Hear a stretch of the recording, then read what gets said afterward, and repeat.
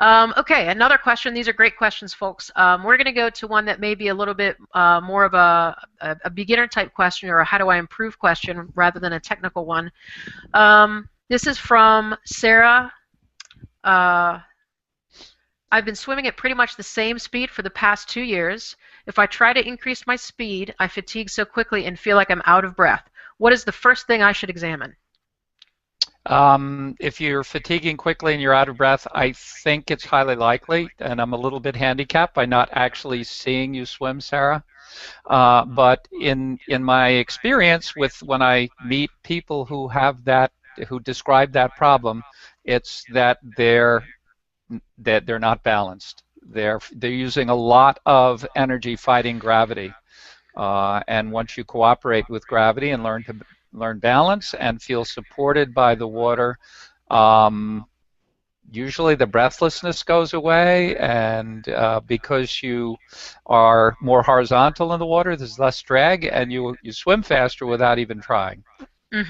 So it goes back to what we were talking about in the beginning again with the injury talk, the support that the water provides, learning how to trust the water for support and not fight it as much. Right, and it's not a thing that's innate for us as human beings. I mean, the human body is heavier than water, and it does sink, but you can achieve equilibrium. There's a difference. We're not talking about being buoyant.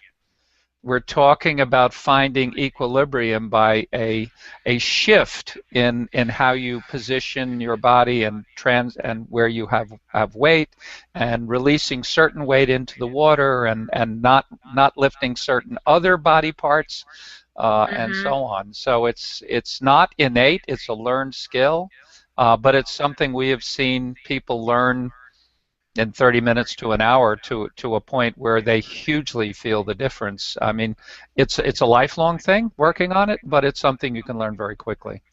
Is there a particular drill or particular thought process that would help someone find out if this is the area they need to work on? Number one thing is don't hold your head up.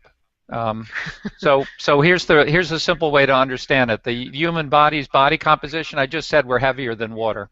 And because we're heavier than water, the natural position of the human body is with only 5% of our mass above the surface when we're swimming. 95% is going to be below. The head alone is 8% of body mass. So if you're holding your head up, an awful lot of other body parts have to sink. Right. So if you stop holding your head up and release it, and swim with a neutral head position, where actually most of it will be submerged when it's in its natural position, then that's the first step to balance, and the first thing we always teach. And I think a lot of that goes back to, again, the human instinct is to have the head up for a couple of reasons. Number one, when we're walking on land, one of the things that we use to guide our balance is the visual input. So we constantly have a stream of visual information coming into the eyes and hitting the back of the retina. There's so much information that our brain discards most of it, and we use that information to help balance, to help see where the horizon is and help walk in a straight line without even thinking about it. So when you put someone in the water and you take away that visual horizon, one of the instincts is to pick the head up so that you can see where you're going and have a horizon line somewhere. But what you're saying is that when you pick the head up, it affects the rest of the body's balance by sinking into the water. And the other thing that's really huge, and this is not visceral, let's say, this is emotional, is life-giving air.